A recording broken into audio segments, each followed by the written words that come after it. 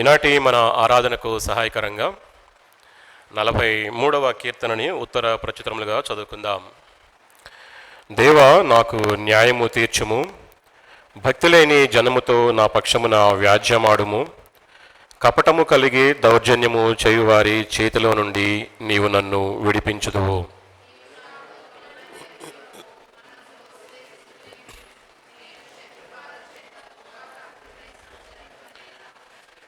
నీ వెలుగును నీ సత్యమును బయలుదేర చేయుము.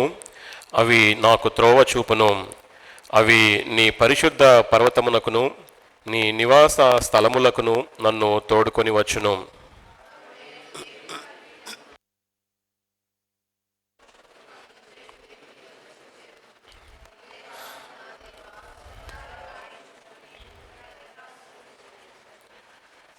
నా ప్రాణమా, నీవేళ కృంగియున్నావు, నాలో నీవేళ తొందరపడుచున్నావు. దేవుని యందు నిరీక్షణ ఉంచుము. ఆయన నా రక్షణకర్త, నా దేవుడు, ఇంకను నేను ఆయనను స్తుతించెదను. తలలో ఉంచుకొని కళ్ళు మూసుకున్నట్లయితే ఒకసారి మన హృదయాల్ని దేవుని వైపు ఎత్తిపట్టుకుందాం.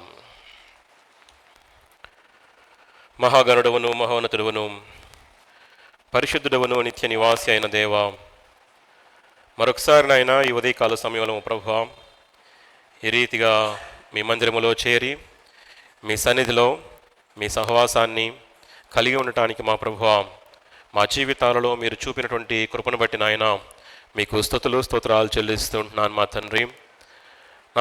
మాకంటే అనేక విధాలుగా శ్రేష్ఠులైన వారు మా ప్రభువా, ఈ క్షణాన్ని చూడలేక మరణించినప్పటికీ ఎన్నికలేని నన్ను మమ్మల్ని మీ సజీవుల లెక్కలో ఉంచి సజీవుడు ఏంటి నిన్ను ఘనపరిచే గొప్ప భాగ్యాన్ని మా జీవితాలలో మీరు అనుగ్రహించినందుకు నాయన మీకే స్తుతులు స్తోత్రాలు చెల్లిస్తుంటున్నాను మా తండ్రి.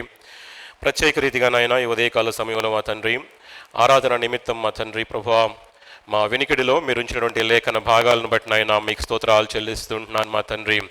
కీర్తనాకారుడినైనా ఏ రీతిగా మీ యొక్క గుణలక్షణాలని జ్ఞాపకం చేసుకొని ఆదరించబడ్డాడో, శక్తిని పొందుకున్నాడో, క్షేమాభివృద్ధిని పొందుకున్నాడో మరొకసారి జ్ఞాపకం చేసుకుని మీ యొక్క గుణలక్షణాలను జ్ఞాపకం చేసుకుని మేము కూడా నాయన మిమ్మల్ని ఆత్మతోనూ సర్వసత్యంలోనికి ఆత్మతోనూ సత్యముతోనూ మిమ్మల్ని ఆరాధించడానికి సహాయం చేయమని ప్రభువా మీ సన్నిధిలో ప్రార్థన చేస్తుంటున్నాను మా తండ్రి. ప్రభువా నాయన నీ సన్నిధిలో నిలవబడిన నన్ను మీరు జ్ఞాపకం చేసుకోండి. మీ సిలువ చాటున మరుగుపరచండి, బలపరచండి, అభిషేకించండి. మీ నోటికి బూరగా వాడుకొనవలసిందిగా యేసు క్రీస్తు నామం పేరట అడిగి వేడుకొంచున్నాను మా తండ్రి. ఆమేన్. ప్రియులారా, చదవనటువంటి ఈ యొక్క 43వ కీర్తన 42వ కీర్తనకి కొనసాగింపుగా వ్రాయబడుతున్నట్లుగా మనం చూస్తూ ఉంటున్నాం. 42వ కీర్తనలో 9వ వచనంలో వ్రాయబడినటువంటి మాటలు 43వ కీర్తనలో 2వ వచనంతో సరిపోల్చబడుతూ ఉంటున్నాయి.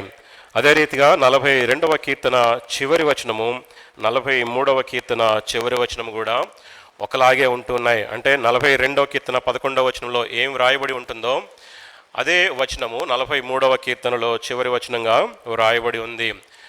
యేసుక్రీస్తు ప్రభువారు సిలువ వేయబడటానికి ముందుగా ఈ మాటలనే పలుకుతూ మత్తయి సువార్త 26వ అధ్యాయము 44వ వచనంలో ఈ మాటలే పలుకుతూ తండ్రి అయినటువంటి యెహోవా దేవునికి విజ్ఞాపన చేసినట్లుగా మనము చూస్తూ ఉంటున్నాం ప్రియులారా.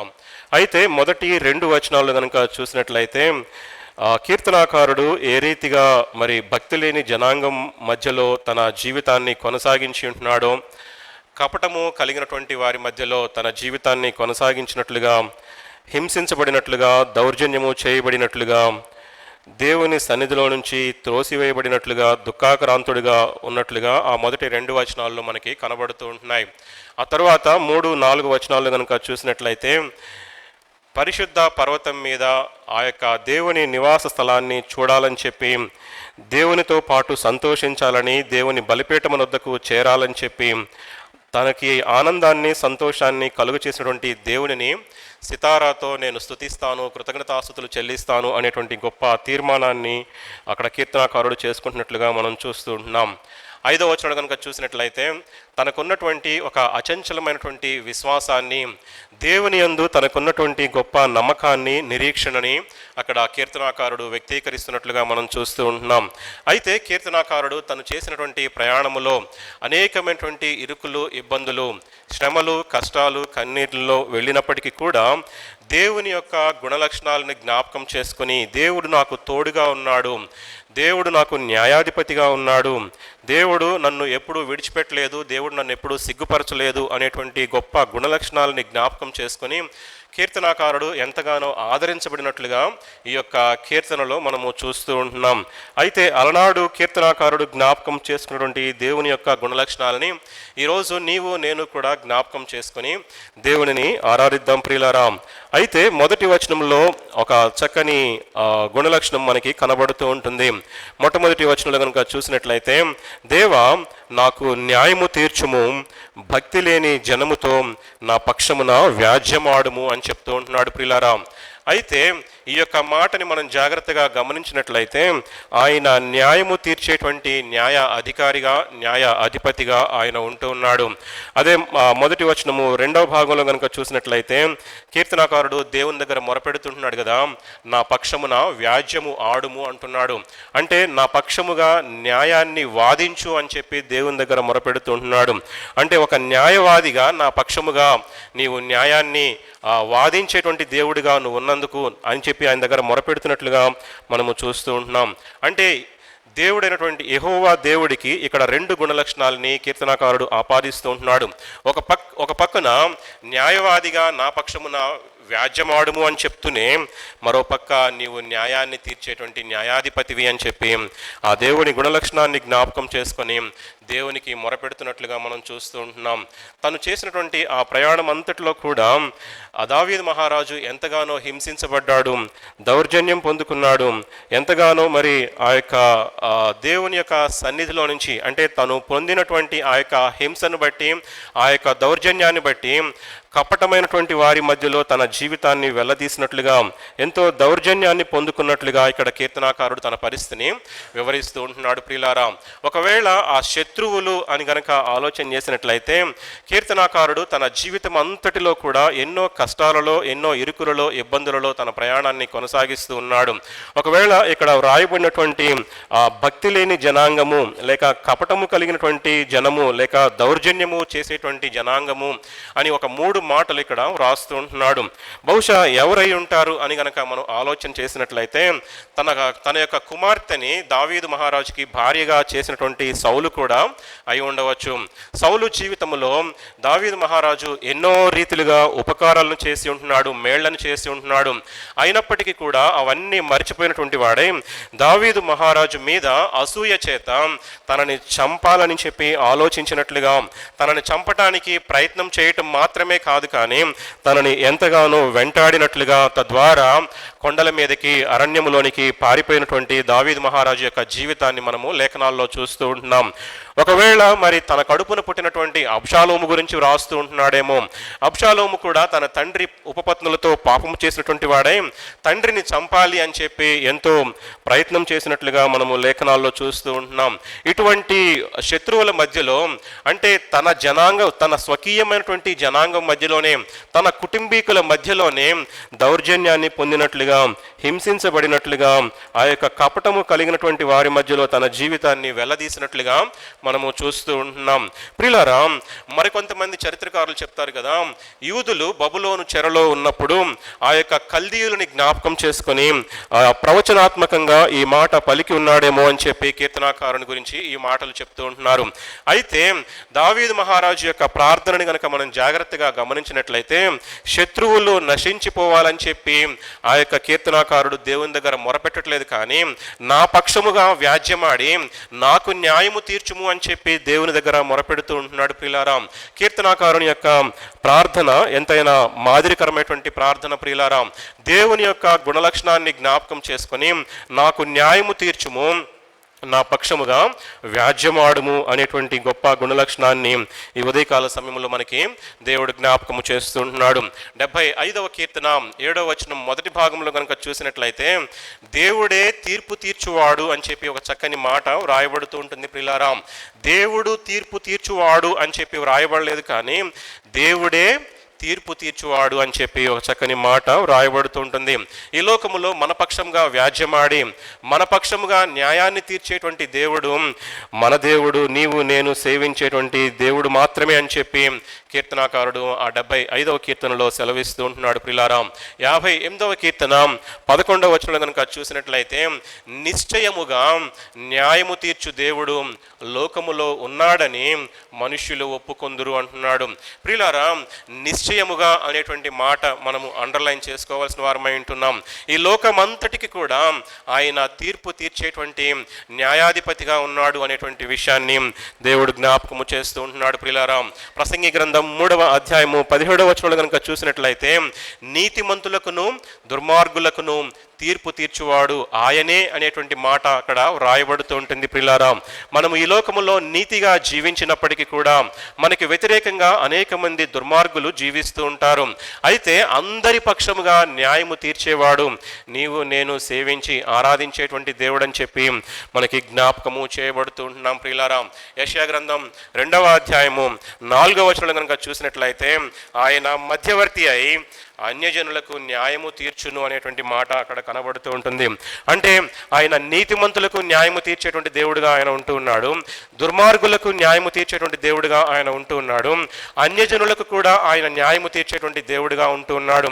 అంటే ఆయనను ఎరిగినప్పటికీ ఆయనను ఎరగనప్పటికీ కూడా ఆయన ప్రతి ఒక్కరికి కూడా, ఈ లోకములో ఉన్నటువంటి ప్రతి ఒక్కరికి కూడా ఆయన న్యాయము తీర్చేటువంటి న్యాయాధిపతిగా ఉన్నాడు అనేటువంటి విషయాన్ని దేవుడు ఈ ఉదయకాల సమయంలో మనకి జ్ఞాపకము చేస్తూ ఉంటున్నాడు. ప్రిలారా, ఆయన మొదటి రాకడలో ఒక సాధారణమైనటువంటి మానవుడిగా తీర్పు తీర్చబడినటువంటి గొర్రె పిల్లగా ఈ లోకానికి వచ్చి ఉంటున్నాడు. కానీ రెండవ రాకడలో ప్రతి ఒక్కరికి కూడా ఆయన తీర్పు తీర్చబోయేటటువంటి రాజులకు రాజుగా, ప్రభువులకు ప్రభువుగా, సర్వ న్యాయాధిపతిగా ఈ లోకానికి ఆయన రానై ఉంటున్నాడు అనేటువంటి సత్యాన్ని నీవు నేను కూడా గమనించవలసిన వారమై ఉంటున్నాం. ప్రిలారా, 96వ కీర్తన 13వ వచనం కనుక చూసినట్లయితే, ఆయన భూజనులకు తీర్పు తీరుస్తాడంట.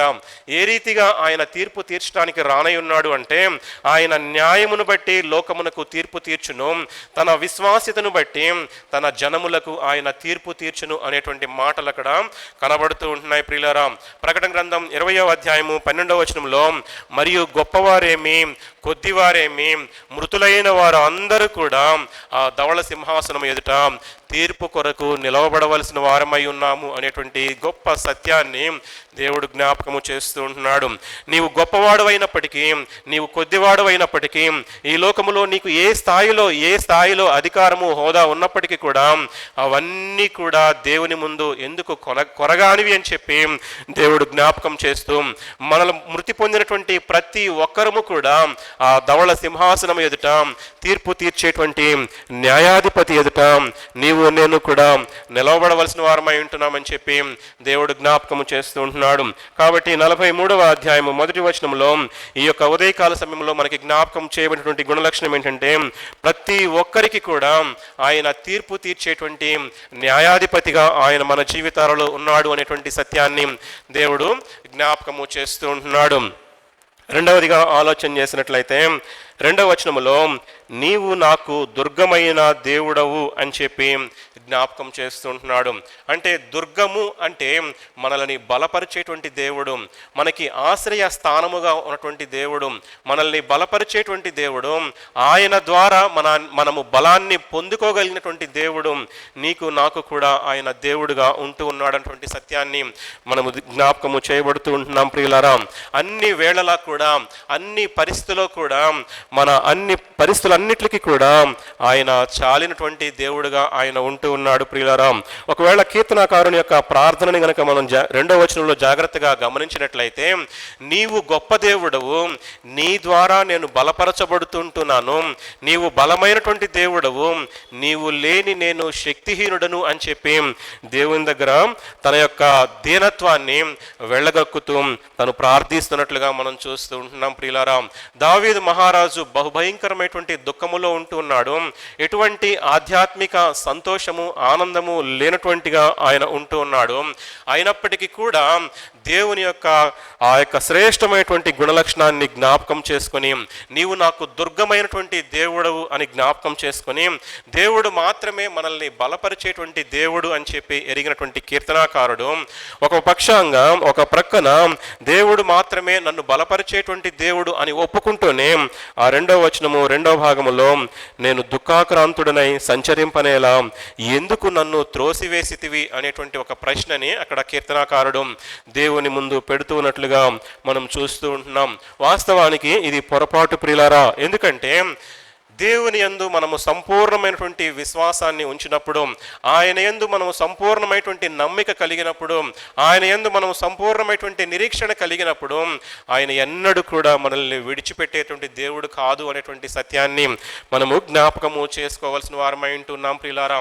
మనం వెళ్ళేటువంటి ప్రతి పరిస్థితిలో కూడా ఆయన మనల్ని బలపరిచేటువంటి దేవుడుగా ఆయన ఉంటున్నాడని చెప్పి మనము జ్ఞాపకము చేయబడుతుంటున్నాం ప్రియులారా. నిర్గమాకాండము 15వ అధ్యాయము 2వ వచనంలో కనుక చూసినట్లయితే అక్కడ ఇశ్రాయేలీయులు అందరూ కూడా దేవునిని స్తుతిస్తూ ఉంటున్నారు. యెహోవాయే నా బలము, ఆయనే నా గానము అని చెప్పి ఆయనని స్తుతిస్తూ ఉన్నట్లుగా చూస్తూ ఉంటున్నాం. అంటే ఆ యొక్క ఎర్ర సముద్రాన్ని విజయవంతంగా దాటింప చేసినటువంటి దేవునిని ఎంతగానో కొనియాడుతున్నట్లుగా ఆ యొక్క 15వ అధ్యాయము యెహోవా నా బలము అనేటువంటి మాటతో అక్కడ ప్రారంభించబడినట్లుగా చూస్తూ ఉంటున్నాం. మన జీవితాలలో అనేకమైనటువంటి మన దృష్టిని బట్టి, మన ఆలోచనను బట్టి అవి ఎందుకు మనము ఆ యొక్క విషయాలను బట్టి మనము కృంగిపోవచ్చు, నిరుత్సాహపడవచ్చు, నిరాశ నిస్పృహలకు గురి కావచ్చు. కానీ దేవుడు కంట్రోల్లో ఉన్నాడు. ఆయన మన జీవితాలలో బలమైనటువంటి దేవుడుగా ఆయన ఉంటూ ఉన్నాడు. మనలను బట్టి ఆయన మన జీవితాలలో మన ద్వారా బలమైనటువంటి కార్యాలు చేయగలిగినటువంటి దేవుడు అని చెప్పి ఈ ఉదయకాల సమయంలో మనము జ్ఞాపకము చేయబడుతూ ఉంటున్నాం ప్రియులారా. 2వ సమూయేలు గ్రంథం 22వ అధ్యాయము 32, 33 వచనాలు కనుక చూసినట్లయితే, యెహోవా తప్ప దేవుడేడి, మన దేవుడు తప్ప ఆశ్రయ దుర్గమేది, దేవుడు నాకు బలమైన కోటగా ఉన్నాడు అనేటువంటి మాట అక్కడ మనము చూస్తూ ఉంటున్నాం. ఈ లోకములో యెహోవాను బట్టి మాత్రమే మనము బలాన్ని పొందుకోవలసిన వారమై ఉంటున్నాం. యెహోవా దేవుడు మాత్రమే మన జీవితాలలో శక్తివంతమైనటువంటి కార్యాలు చేయగలిగినటువంటి దేవుడు అని చెప్పి ఈ ఉదయ కాలంలో మనకి జ్ఞాపకము చేస్తూ ఉంటున్నాడు ప్రియులారా. 46వ కీర్తన 1వ వచనంలో కనుక చూసినట్లయితే, దేవుడు మనకు ఆశ్రయమును దుర్గమునై ఉన్నాడు, ఆపత్కాలములో ఆయన నమ్ముకొనదగిన సహాయకుడు అని చెప్పి మనం అక్కడ చూస్తూ ఉంటున్నాం ప్రియులారా. మన జీవితాలలో ఆయన మాత్రమే నమ్ముకొనదగినటువంటి సహాయకుడిగా ఉంటున్నాడు. ఈ లోకములో ఏమి చేయాలో పాలుపోనటువంటి పరిస్థితిలో ఆయన మన జీవితాలలో ఆశ్రయ దుర్గముగా ఉంటూ ఉన్నాడు, రక్షణ దుర్గముగా ఆయన ఉంటూ ఉన్నాడు. కాబట్టి మనం వెళ్ళేటువంటి ప్రతి పరిస్థితిలో కూడా ఆయన మాత్రమే నమ్ముకొనదగినటువంటి సహాయకుడు అని చెప్పి మనము జ్ఞాపకము చేయబడుతూ ఉంటున్నాం ప్రియులారా. 84వ కీర్తన 5వ వచనం కనుక చూసినట్లయితే, నీ వలన బలమునందు మనుష్యులు ధన్యులు అని చెప్పి అక్కడ వ్రాయబడుతుంటుంది ప్రియులారా. అవును ప్రియులారా, నీవు నేను కూడా ఆయన చేత బలము పొందుకున్నటువంటి వారమై దీనులముగా ధన్యులముగా చేయబడ్డామని చెప్పి దేవుడు జ్ఞాపకము చేస్తూ ఉంటున్నాడు ప్రియులారా. 81వ కీర్తన 1వ వచనం కనుక చూసినట్లయితే, ఆయన మన జీవితాలలో బలవంతుడైనటువంటి దేవుని బట్టి మనము ఏమి చేయాలో అక్కడ వ్రాస్తూ ఉంటున్నాడు. మనకు బలమై ఉన్న దేవునికి ఆనందగానము చేయుడి, యాకోబు దేవుని బట్టి ఉత్సాహధ్వని చేయుడి అని చెప్తూ ఉంటున్నాడు. మనం వెళ్ళేటువంటి ప్రతి పరిస్థితిలో కూడా, మనం ప్రయాణం చేసేటువంటి ప్రతి మార్గములో కూడా మనల్ని బలపరిచేటువంటి దేవునికి మనము ఆనందగానము చేస్తూ ఆయనని స్తోత్రించవలసిన వారమై ఉంటున్నాము. దేవునిని బట్టి ఉత్సాహధ్వని చేయవలసిన వారమై ఉంటున్నామని చెప్పి దేవుడు జ్ఞాపకము చేస్తూ ఉంటున్నాడు. అదే రీతిగా 3వ వచనం కనుక చూసినట్లయితే, ఆయన మన జీవితాలకు ఒక గొప్ప మార్గదర్శిగా ఉంటూ ఉన్నాడు. ఆయన ఒక నమ్మకమైనటువంటి మార్గదర్శిగా ఆయన ఉంటూ ఉన్నాడు. 3వ వచనం 1వ భాగములో, నీ వెలుగును నీ సత్యమును బయలుదేర చేయము, అవి నాకు త్రోవ చూపును అంటున్నాడు ప్రిలారా. ఎప్పుడైతే దేవుని యొక్క వెలుగు మన మీద ఉదయిస్తుందో, ఎప్పుడైతే దేవుని యొక్క వెలుగు మన జీవితాల ద్వారా ప్రసరింప చేయబడుతూ ఉంటుందో, ఆ యొక్క వెలుగు దేవుని యొక్క నివాస స్థలానికి నడిపించేటువంటి ఒక మార్గదర్శిగా కీర్తనాకారుడు ఇక్కడ వివరిస్తూ ఉంటున్నాడు ప్రియులారా. యేసుక్రీస్తు ప్రభువారు శరీరధారిగా ఉన్నటువంటి దినాల్లో ఆయన ప్రకటించినట్లుగా, నేనే మార్గమును, సత్యమును, జీవమును అని చెప్పి ఆయన ప్రకటించిన రీతిగా మన జీవితాలలో సత్యాన్ని బయలుపరిచేటువంటి దేవుడిగా ఆయన ఉంటూ ఉన్నాడు ప్రియులారా. దేవుని యొక్క పరిశుద్ధ పర్వతాన్ని చూడాలి అని చెప్పి, దేవుని యొక్క నివాస స్థలానికి తోడుకొని వెళ్ళాలి అని చెప్పి కీర్తనాకారుడు ఎంతగానో ఆశపడుతున్నట్లుగా చూస్తూ ఉంటున్నాం. ఎప్పుడైతే దేవుని యొక్క వెలుగు మన మీద ప్రసరిస్తుందో, ఎప్పుడైతే దేవుని యొక్క సత్యము మనల్ని నడిపిస్తుందో, తప్పకుండా అవి దేవుని యొక్క ఉన్నతమైనటువంటి నివాస స్థలానికి మనల్ని తోడుకొని వెళ్ళేటువంటి ఒక మార్గదర్శిగా మన జీవితాలలో దేవుడు ఉంటూ ఉన్నాడు అనేటువంటి సత్యాన్ని దేవుడు మనకి జ్ఞాపకము చేస్తూ ఉంటున్నాడు. ప్రియులారా, ఒక మాట చూసినట్లయితే యెషయా గ్రంథం 48వ అధ్యాయము 17వ వచనంలో ఒక చక్కని మాట వ్రాయబడుతూ ఉంటుంది.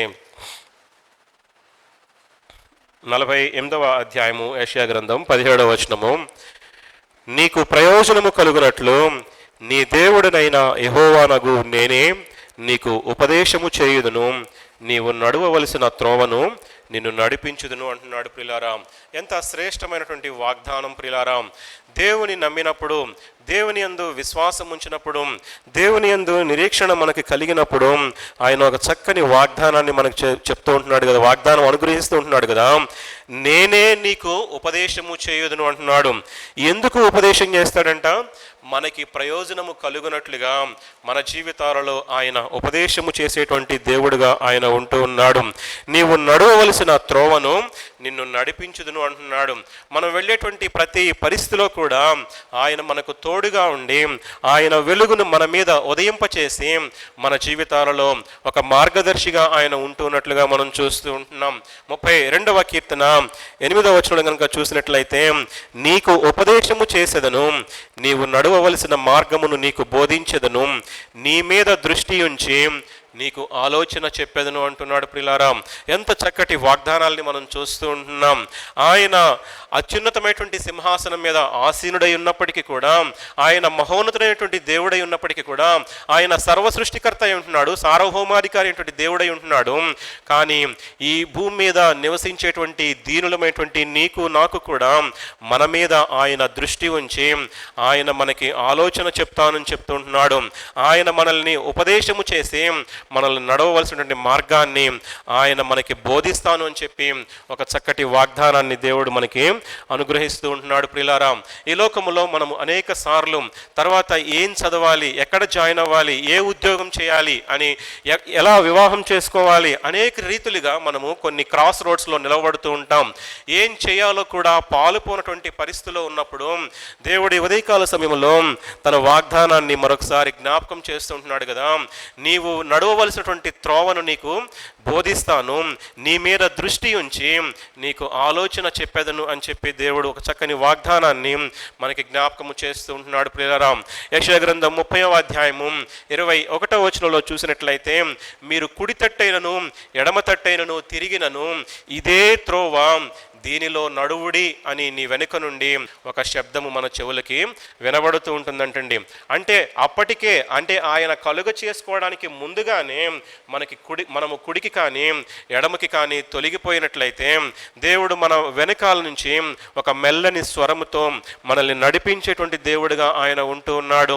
మీరు కుడి తట్టుకైనా ఎడమ తట్టుకైనా తిరిగినప్పటికీ కూడా ఇదే త్రోవ, మీరు దీనిలోనే నడువుడి అని చెప్పి దేవుడు మనకి మార్గనిర్దేశాన్ని చేసినట్లుగా మనం చూస్తూ ఉంటున్నాం ప్రియులారా.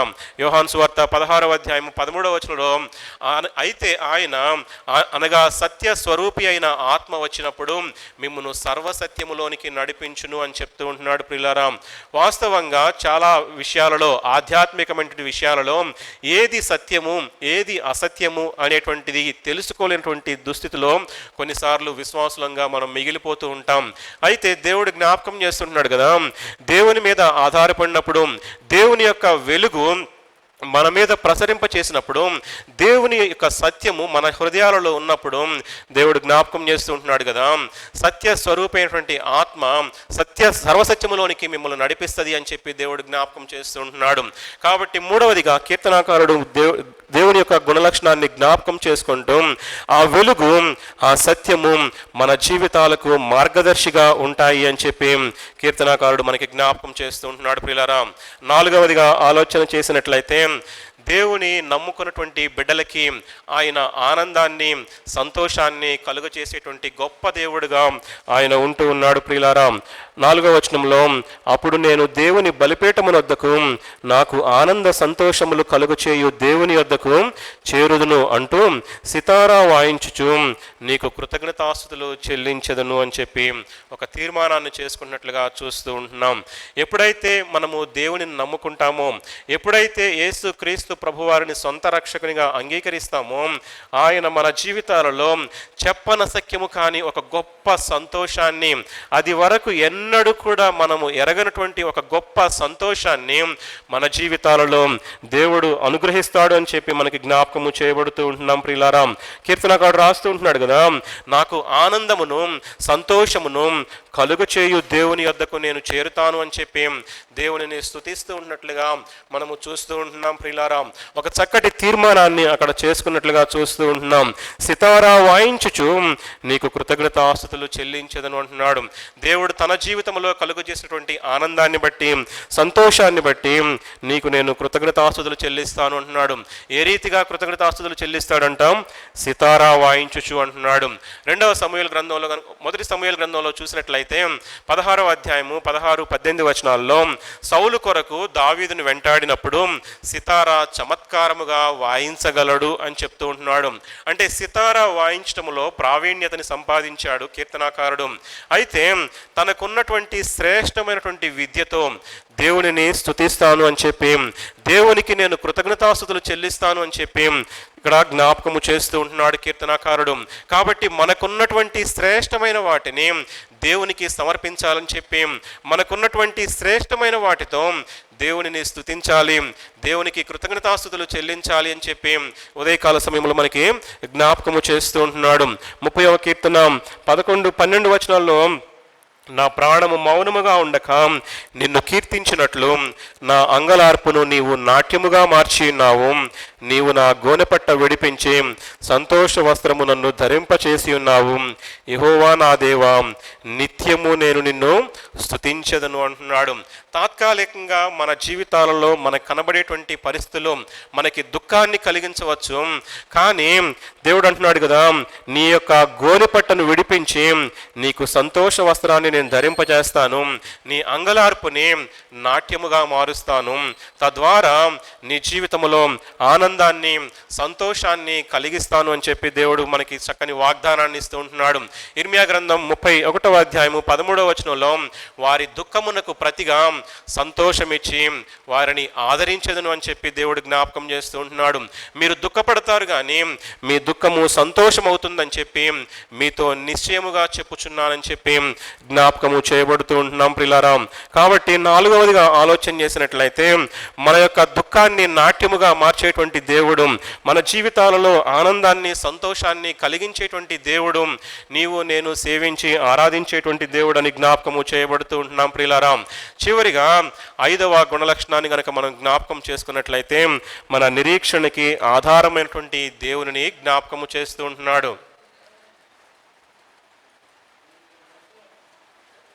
మన జీవితాలలో మనకి నిరీక్షణని అనుగ్రహించేటువంటి దేవుడుగా ఆయన ఉంటూ ఉన్నాడు. మన నిరీక్షణకు ఆధారమైనటువంటి దేవుడుగా ఆయన ఉంటూ ఉన్నాడు. ప్రియులారా, హెబ్రీ పత్రిక 11వ అధ్యాయము 1వ వచనంలో కనుక అక్కడ విశ్వాసానికి ఒక గొప్ప నిర్వచనాన్ని చూపిస్తూ ఉంటున్నాడు. అంటే మన జీవితంలో నిరీక్షణ కలిగి ఉండాలి అంటే విశ్వాసము కలిగి ఉండవలసిన వారమై ఉంటున్నాం. విశ్వాసము, నిరీక్షణ అవి రెండు కూడా ఒకదానికొకటి అనుసంధానమై ఉంటున్నాయి. ఒకరి యందు విశ్వాసం ఉన్నప్పుడు మాత్రమే, ఎప్పుడైతే ఒకరి యందు గురి కలిగి ఉంటామో వారి మీద మన నిరీక్షణను పెట్టుకుంటాం. అయితే ఆ యొక్క వ్యక్తిని నమ్మినప్పుడు మాత్రమే ఆ నిరీక్షణను మనము ఆ వ్యక్తి మీద ఉంచుతాము అని చెప్పి దేవుడు జ్ఞాపకము చేస్తూ ఉంటున్నాడు. ప్రియులారా, దేవుడి అనుగ్రహించేటువంటి నిరీక్షణని కనుక మనం జ్ఞాపకం చేసుకున్నట్లయితే రోమాపత్రిక 5వ అధ్యాయము 5వ వచనంలో ఒక మాట వ్రాయబడుతూ ఉంటుంది. రోమాపత్రిక 5వ అధ్యాయము 5వ వచనం మొదటి భాగంలో, ఈ నిరీక్షణ మనలను సిగ్గుపరచదు అంటున్నాడు. దేవుడు మన జీవితాలలో విశ్వాసము ద్వారా అనుగ్రహించినటువంటి నిరీక్షణ ఏదైతే ఉందో అది ఎన్నడూ కూడా మనల్ని సిగ్గుపరచదు అని చెప్పి దేవుడు జ్ఞాపకము చేస్తూ ఉంటున్నాడు. మొదటి పేతురు రాసిన పత్రిక 1వ అధ్యాయం 3వ వచనంలో చూసినట్లయితే ఆ నిరీక్షణ జీవముతో కూడినటువంటి నిరీక్షణ, మన జీవితాలలో జీవాన్ని అనుగ్రహించినటువంటి నిరీక్షణని దేవుడు మనకి అనుగ్రహించినట్లుగా చూస్తూ ఉంటున్నాం. హెబ్రీ పత్రిక 6వ అధ్యాయము 19వ వచనంలో, ఈ నిరీక్షణ నిశ్చలమును స్థిరమునై మన ఆత్మకు లంగరు వలె ఉంటుంది అని చెప్తూ ఉంటున్నాడు.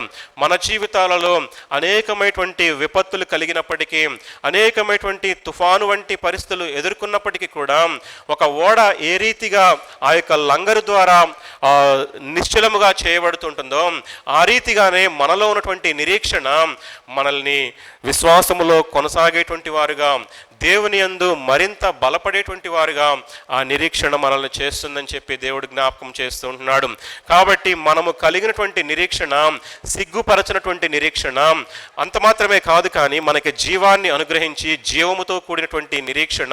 ఈ నిరీక్షణ మన జీవితాలలో నిశ్చలమైనటువంటి స్థిరమైనటువంటి నిరీక్షణని దేవుడు అనుగ్రహించడాన్ని బట్టి మన జీవితాలలో నెమ్మదిని అనుగ్రహిస్తూ ఉంటుంది.